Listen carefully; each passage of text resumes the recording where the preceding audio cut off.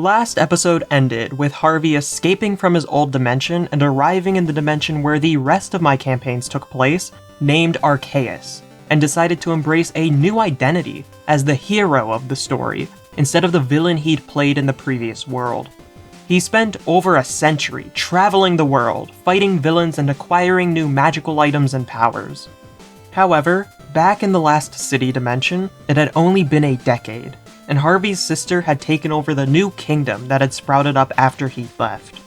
With her newfound access to the wealth of an entire nation, she began funneling almost all of it into artificers and inventors to fund a project so secret that even the ruling council didn't know about it.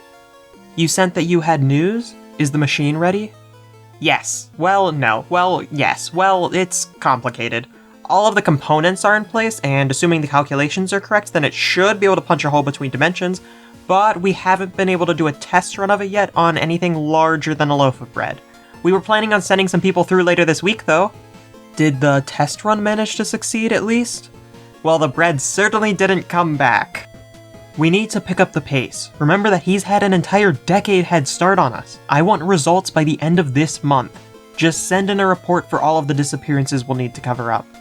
Of course, I'll get it done as soon as possible. Back in Arceus, Harvey had gotten bored of being an adventurer and slowly changed to just being a wandering storyteller. He'd hear the tales of adventurers and occasionally give out a magic item or a critical piece of information in order to make the story a bit more interesting. This continued for years and years until one fateful day in a small tavern in the southern edge of the kingdom of Drusilla. It was raining outside of the Hissing Ghost Tavern, and so on this dreary night the place was filled to the brim. Harvey was in the corner of the room, telling another grand tale of his old adventuring days, when he was suddenly interrupted by a ragged man who flung open the door. He was bleeding heavily from a wound in his chest.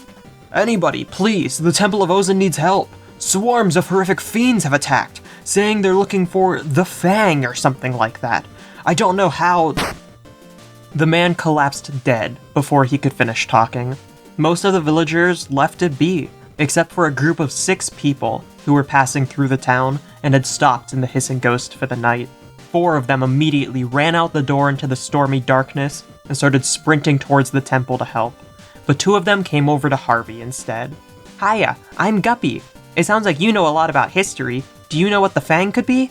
"Well, it's hard to tell. It could just be talking about some random creature's fang, or it could be talking about one of the ancient Dragon Fangs. A set of 6 magical items that have been mostly lost to time, but legend says that they get more powerful the more of them you've collected, and if you manage to get all 6, you are as strong as the gods themselves." "I bet that's what the devils are after. Thanks for the help." "No problem. All I ask is that in return, once you've found out whatever is happening at the temple, you come back and tell me the story. I'm always interested in hearing those." And so Guppy and the rest of the party ran off to the Temple of Ozin, where they began their quest to get all of the Dragon Fangs, and use them to defeat the evil tyrant who controlled the kingdom of Drusilla. The party adventured all across the continent over the next year, and Harvey followed closely behind, interested in where the story was going. The adventurers kept asking Harvey for help, and soon they owed him multiple favors, which he quickly called in. The first one was to get a magic item he'd lost years ago. During his adventuring days, he had been traveling across the Astral Sea one year, when he had been ambushed by mind flayers, and they'd stolen a magical obsidian cube from him and placed it inside of a large stone box covered in devil wards to prevent him from getting it back. Harvey sent the party over there, and they quickly got him the magic item. A few more months of time passed, and the party then owed him a much bigger favor. In the final days of the campaign, while the party was marching to war against the tyrannical leader of the kingdom, they woke up one night to find Harvey waiting for them.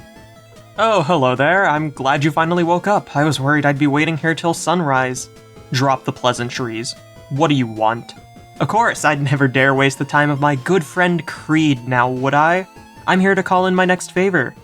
"Was taking my soul not enough? Do you seriously expect us to do more for you now?" "The soul thing was because you wanted me to teleport you over to Velsaris, plus you still have your soul right now. I don't get it until you die." Meanwhile, this current new favor is because you activated that one magic crystal I gave you. You know, the one you used to summon Saint Jimmy the other week. Of course, we know that we owe you the favor, but this is kind of a bad time. Don't worry, you'll only be gone for an hour at most, and you'll be back here and ready for the invasion tomorrow as if you'd never been gone. Fine, what's the favor then? I need you to go to another dimension, the dimension where I'm from, and go get a magic item for me. I'm too tired to care about that sentence right now. Sure, we'll go get the magic item. What does it look like? Why can't you just go get it yourself? Well, I used to be an Archdevil in this other dimension, and when I came here, the fiends of this world didn't take too kindly to that, and began tracking interdimensional travel to find me. If I go through this portal, then an entire army of fiends would attack immediately and destroy the dimension before I could find the item. If you all go through, then it should be fine, or at least should give you enough of a head start to find the item. Wait, you're an Archdevil? No, I used to be an Archdevil. I lost most of my powers when I came here. Also, for your question of what it looks like, it's called the Void Root, and it looks like a cube of pure darkness, a section of space where even light is snuffed out. There's no way we're going to get something called the Void Root for somebody who used to be an Archdevil, but if you leave now, then we might not have to kill you. Look, I understand your hesitation, but I want to make it very clear that I am not somebody to be taken lightly. You may think that you are in control of this situation with your fancy Dragon Fangs, but you don't have the full set, and Creed, trust me when I say there is no way in this dimension that you can kill me. So, I'm asking again, go through the portal and get me the magic item, and then you'll never have to see me again. Sound fair? The party decided to go to Harvey's old dimension, and after a few minutes the fiend invasion began. The adventurers barely managed to make it back in time, and as the portal closed, they saw the fiends completely destroying the last city dimension. Guppy handed the Void Root over to Harvey, and he left into the night, leaving the party to continue their goal of saving the continent from the evil overlord. If you want to find out what happened with that campaign, I actually have a full series about it called The Hunt for the Dragon Fangs, so go check that out after the video. After the campaign ended, one of the party members put out information to the public warning about Harvey, claiming that he was evil and needed to be stopped. Harvey realized that his time being able to peacefully travel the lands was coming to an end, so he made a simulacrum of himself and submitted a series of anonymous tips to the guards regarding its position.